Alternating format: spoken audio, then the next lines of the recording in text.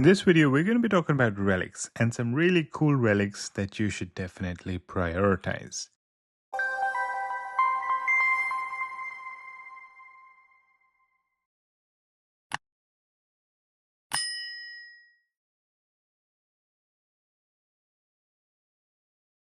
Hello everyone and welcome to another video of the Sky channel. As I mentioned in the intro, this video is going to be focusing on relics. We're going to talk about some really cool relics that you should definitely prioritize and general guidelines on how you can best focus on relics. I'm sure everyone knows the way to get relics would be by going into the relic hunt and using these treasure tokens or the jades, which convert into treasure tokens. Ideally, you want to use the jades only during the rush event for the relics as opposed to any other day, right? The other ones, the ones that are treasure tokens, well, you keep getting more of them every few hours. So those are the ones that you should use any day because, of course, they are limited to 30. You don't want to overflow and not get more. The jades, you want to save them because they do not overflow. You can have as many as you want, and you should definitely use them when it's the most valuable, that is during the rush event. Going back to the relic gallery, now you can see I have all of my legendary relics maxed out to level 10, which is the maximum level. So you can see it's a relic level maxed. If you scroll down, you can see the epic, and as you keep going lower, you will notice that the elite as well as the common ones, the blue ones, or as they call it, the precious treasures, they aren't really maxed out. The only ones that are maxed out primarily tend to be the ones that are the higher rarity ones, right? Like the legendary ones. Now, the reason for that is because it costs the same to level up any relic. I see this one, the epic relic, it costs 100 of these elite stones to level it up from 5 to 6. Now, if we go to the lowest rarity, which would be the blue one, and we find a level 5, it costs 100. Same cost, even though this is a blue, and that one was, let's start calling it golden. So golden and blue, they are costing the same to level up, but as you can imagine, the effect you get from a golden is going to be significantly higher than the effect that you get from a blue. For example, I have this golden wraith bell. It's giving me 64 penetration, 64 parry, 3420 attack. This is at 2 stars, level 5, right? So 64, 64,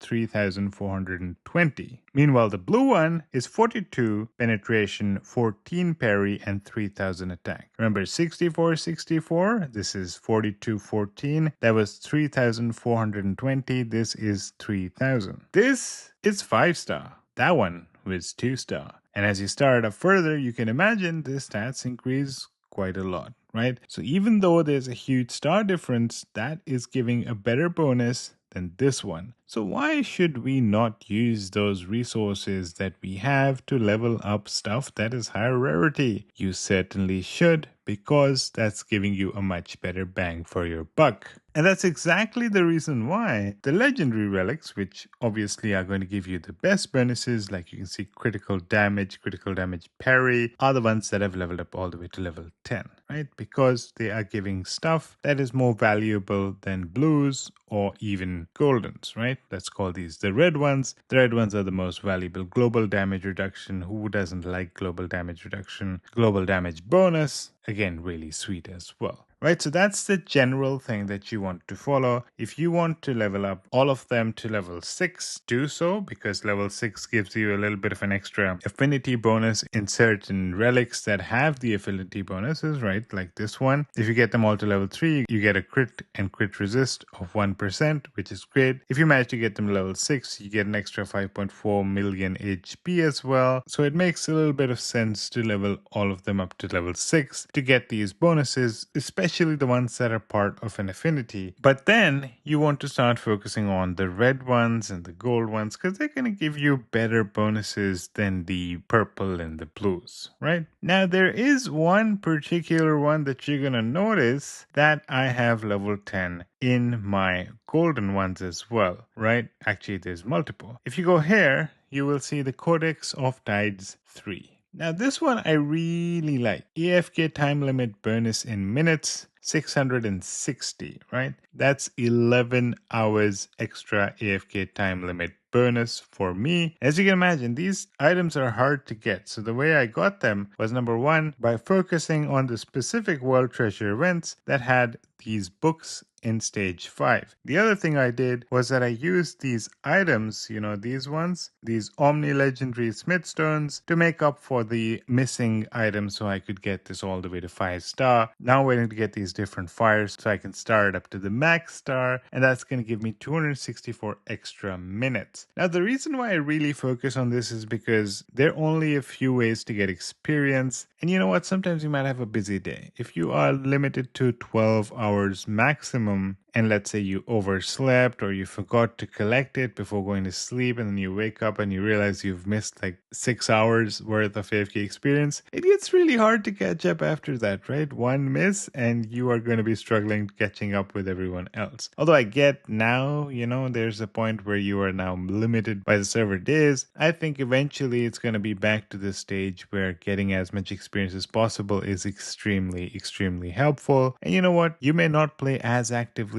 in the future as well. I have the luxury now that I can get a little bit lazy and still not damage myself in ways that are hard to recover. Because in my particular case, I could go offline for 27 hours and still not have any AFK income overflowing. And I want you to think of it this way, right? This AFK income is actually pretty amazing. It's including the monthly pass bonus. It's including the star level bonus. Even the quest master, he gives like 2 hours worth of experience. With the orange one and a double experience time, you're looking at 4 hours, right? So 8 hours in total. So an 8-hour overflow of your experience because you overslept and forgot to collect is just as harmful as completely missing the city assistance for the day and getting gold city assistances for both of your attempts. So that's the intensity of what you're missing out on if you overslept or if you forgot to collect, right? In my case, once I get this start up to the maximum, I can probably get away with even a larger amount of time while forgetting to collect. So this is something that I found really interesting. There's a lot of other relics as well that are interesting, but this one I wanted to specifically call out primarily because of that AFK time limit bonus. I just think it's so cool, and I think it's really important for us to have that. The other one that I'm going to call out is the Codex of Tides 2, as you can imagine. Similar, right? Codex of Tides are very important, it seems. And this one gives you a Team Realm reward double chance, right? At 2-star level 10, we're looking at a 10.56% chance of doubling the rewards for Team Realm.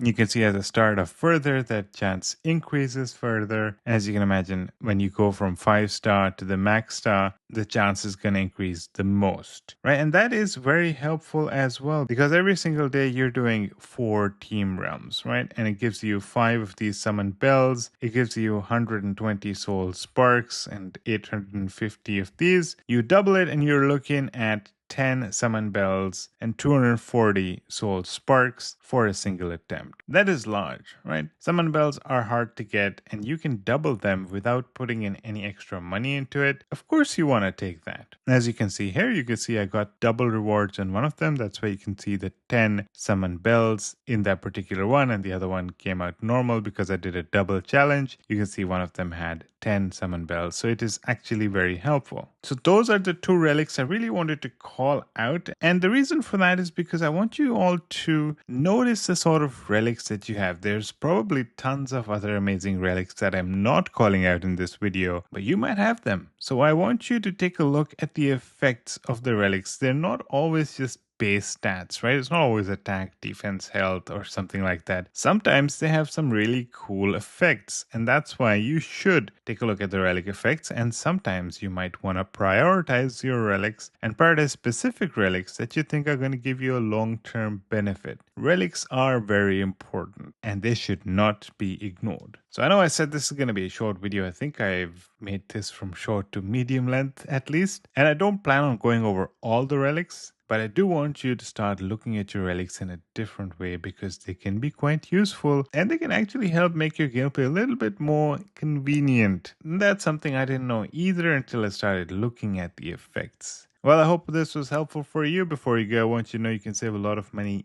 in the Legend of Elements using Aptoide with my promo code. Check out the video that's linked to the description of this video, or click the button that's going to appear at the top of the screen. That'll take you to the video and you can start saving a lot of money like a bunch of other people are already doing so. Thank you so much for watching and I hope to see you in the next one.